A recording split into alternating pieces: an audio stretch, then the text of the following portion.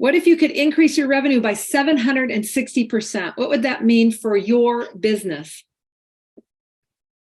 It's a great idea and a pretty lofty goal, but the fact is, the key that's been proven to unlock those results has been lost. And it's been lost because we're busy, right? There's so That's much right. going on, so many opportunities. For many marketers, it's a miracle they can get any email sent out at all. So they fall back on the old ways. We call it batch and blast. Send the same email to everyone on the list every time. And Right. then what happens, Kim? And those emails don't get the results they once did. Inboxes are too crowded. Customers and potential customers are too jaded. The pace has picked up and the chance to get attention has gotten smaller. Here's how we know. Let's look at some numbers, Margaret. Nerd alert, nerd alert. Nerd alert. 79.8%. 79.8%. That is the percentage of marketers who tell us that their content isn't engaging their leads and customers. And if you're among that nearly 80% whose content isn't truly engaging your leads, would you agree there's room for improvement? I know I would. Now, here's another number, 41.2%. 41.2% is the percentage of marketers who, again, tell us that they know their perfect potential customers really well.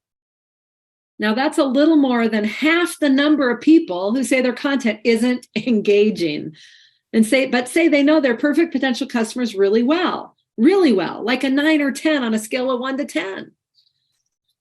So if people know their perfect potential customer so well, why isn't their content engaging? You'd love to have 760% more results, wouldn't you? Yeah, but more likely you're probably in the 79.8% of marketers whose content isn't engaging the way it needs to.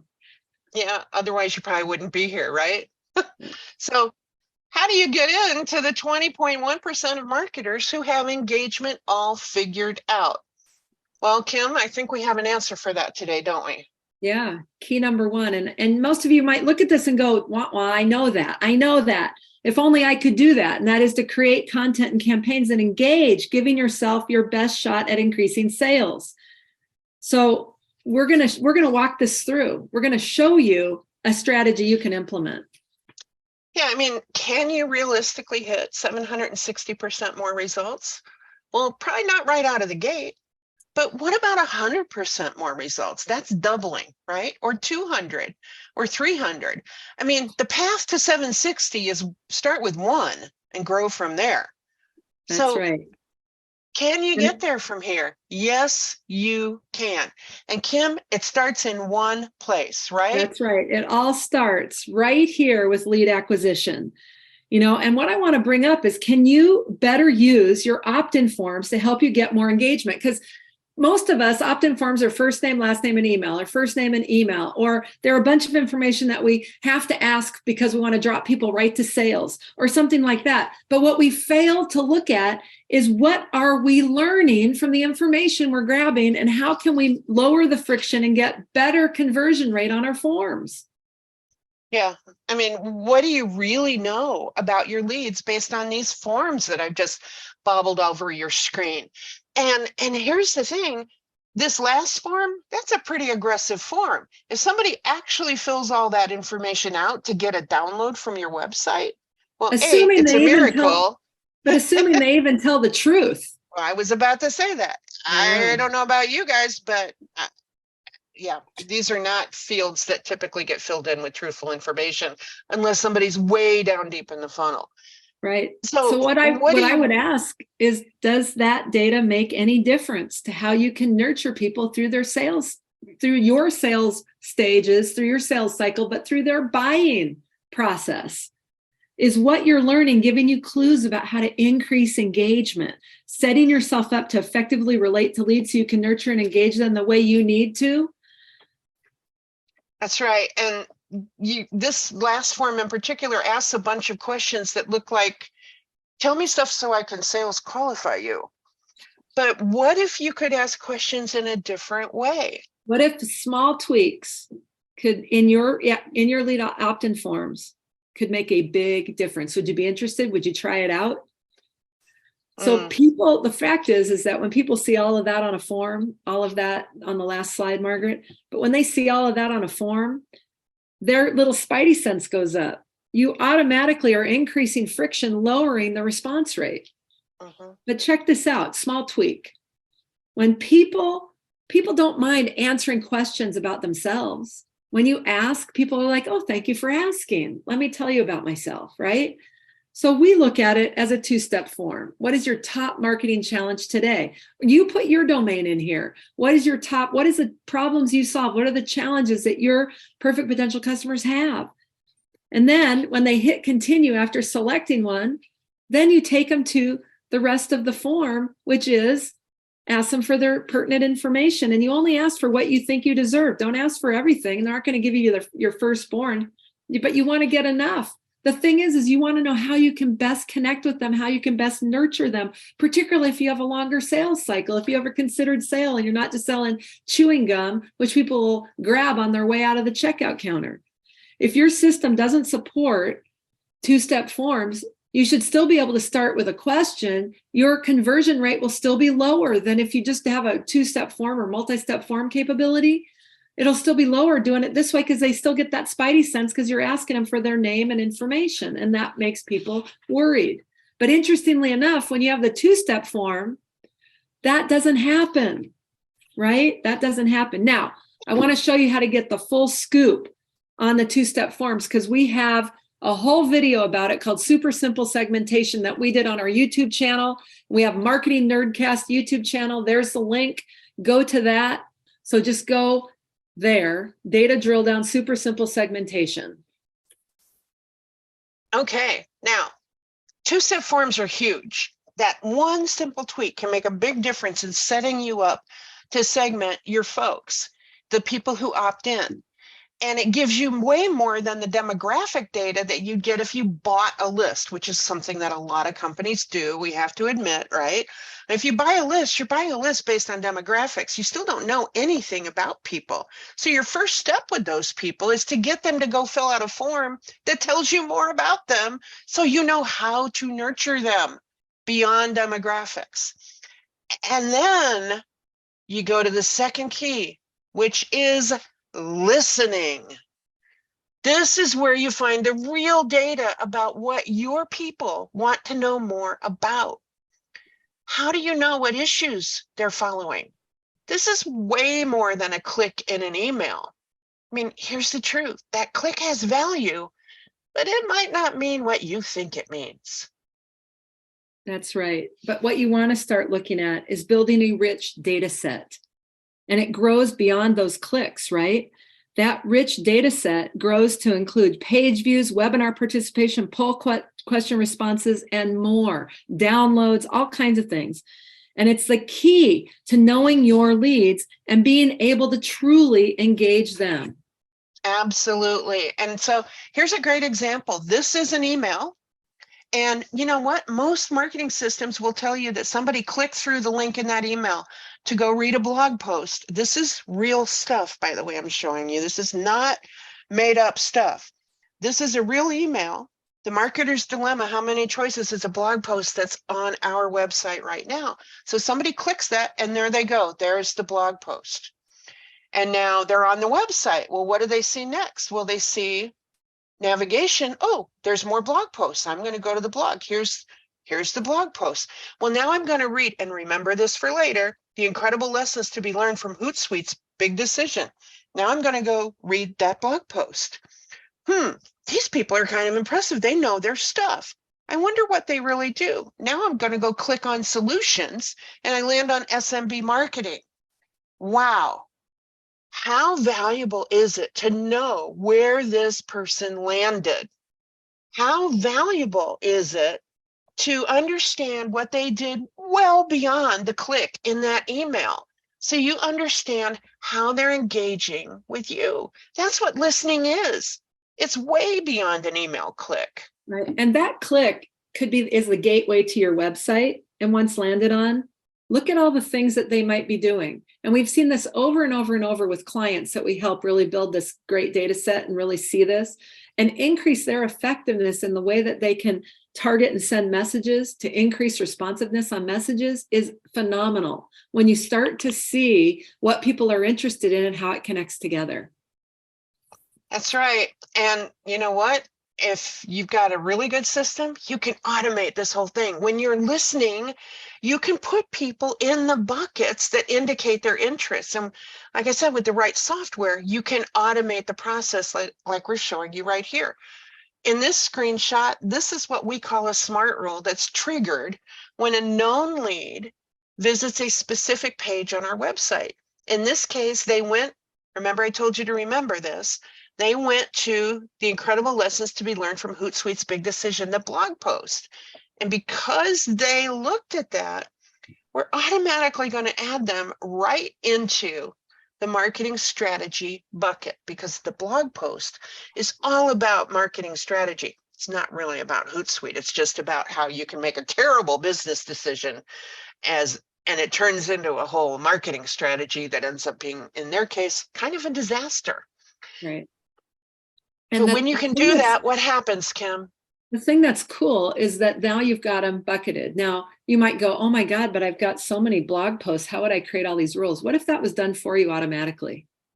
Pretty cool. Yeah. If, as you add new blog posts to your blog, then having it automatically build the rules for you so that that's automatically done for you. Now you've got ease with the way that you're collecting data and the ways you can use that data.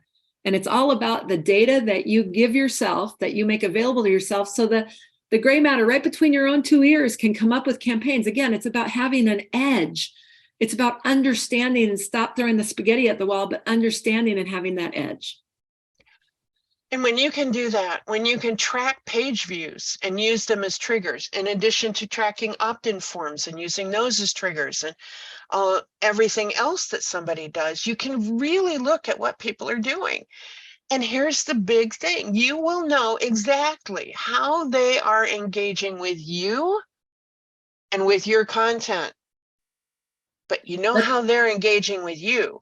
But that leaves us with a big question, Kim. Yeah, the big part of it is, but how are you engaging with them? So they're giving you all this data and all this stuff, and then you send the same email out to everybody on your list, and it goes wah on the majority of them, right? So, but how are you engaging with them? You're not engaging them because you're not segmenting effectively. And do you know that it only takes 42 days to be forgotten? So if I meet someone, this is a statistic, it's real. If you meet someone and you don't have any, and they don't hear from you, or they don't see anything from you, or they don't have any memory of that for 42 days, they'll forget they ever met you. They'll see you on the street and you might look familiar, like, but they won't be able to place it, right? They will forget you. Engaging with the wrong content, you could be opted out, ignored in one email. And then it's a slow, if they don't like that content, it's a slow slide to the right, is what we like to call it, right into that spam folder. And now you're impacting your reputation and deliverability, even with people who want to hear from you, starts to get impacted. Not cool. Yeah, you'd rather get an opt-out than to be ignored, because if they opt out, you won't try to send them any more emails. But if they're ignoring, you keep sending, and the emails end up in the spam folders over time, and you get demerits in the world of algorithms, because the percentage of your emails that get engagement keeps dropping. Right. This and that all weaves together. Yes, it does. Yes, it does. So the ultimate key to just about everything with your marketing, I could relate it to, but it's segmentation. It's just, this is the key. And that 760% number, that's not our number. That's the number. When you're doing segmentation right, you can impact your results by 760%. If you can do it, but you're not, you're throwing way too much spaghetti against the wall, hoping that something will stick. And if you can do it, but you're not doing it well, you're still throwing spaghetti. And you know, some of it'll stick, but a lot of it's still going to end up on the floor. And folks, this is as blunt as we can possibly be.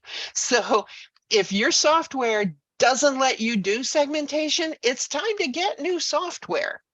Now, right. Or if it's not made easy enough, if it's not easy enough to get the data you really need to give yourself the advantage, the edge, to understand and build the right kind of campaigns and to have the ability to query it and question and understand what's going to really connect or what's going to be most likely to connect with who. And we've seen this over and over again, where you send one email out to a small list and you get tremendous results from one email. Imagine. Right. So segment. Yeah, you want to give yourself the edge. Just like, if you're into trading, stocks, bonds, crypto, whatever, you want to have a system that gives you an edge, right? You want to have an advantage. This is the advantage in marketing. This is the edge that you need. And data is what gives you that edge. The data connected into your leads correctly and all of that gives you the edge. Disconnected data doesn't give you the way to leverage it. So you want it all integrated so that you can really make these decisions and move forward in the way that you want. And there isn't just one way to segment. You can segment on demographics, if that's relevant for you. If you're selling retirement villas, then of course, a person's age will be relevant. But if you're selling a TikTok training course, demographic data is not a segmentation strategy. Every age and every demographic you can think of is on TikTok right now. Every income level, age range, industry, you name it. And as long as the US doesn't ban TikTok, so then you won't have anything to worry about. You don't have to worry about that. But segment. Go ahead, Margaret. Well, and you want to segment for whatever makes sense for your business. Maybe you want to segment on the reasons why people buy whatever you sell. What motivates them? What are the things that they're trying to overcome or the challenges that they're facing? Why do they want whatever it is you sell? Segment on how people interact with you. Do they only ever download things if they're free, but they never buy things? I mean, there's all kinds of different ways you can look at people and segment them. That's right. Go ahead, Kim. No, you can tell we're passionate about this, right? So it's like, I want to say something, Margaret wants to say something, because we've seen it over and over and over. We've proven it over and over and over. And what we want to say is, get yourself moving on this. If you don't think people are engaging with your content the way that they should, or the way that you would like them to, this is a lot of the reason why. And we've done this with so many companies and looked at this in so many ways and developed strategies for this that win and that win and that win, that it's like, okay, now we're evangelists, right? We are evangelists. We have drank that Kool-Aid because we've seen the results, because we're data nerds. Mm-hmm. And like I said, segment on how somebody answered a poll question or a survey response. Segment on how they buy. If they only buy gift sets versus buying single items, then you might guess that they're not the target, but they know people who are the target for whatever it is you sell. Okay, segment on whatever makes sense for your business. And I got to tell you, this next slide is kind of my favorite, because now, nerd alert, we have data. Right. And when we have data, we can do things like combine things together. Let me take a piece of demographic data, marry that to why somebody might buy, and add in a purchasing pattern. And now, guess what? I've got a new group I can email with targeted information. I can write emails based on how somebody answered a poll or survey response, and combine that with how people are interacting with my content. The most meaningful thing you can do as a marketer is what, Kim? Market relevant, like send relevant content to people. Send them what they want. Send them what they wish they would love to receive.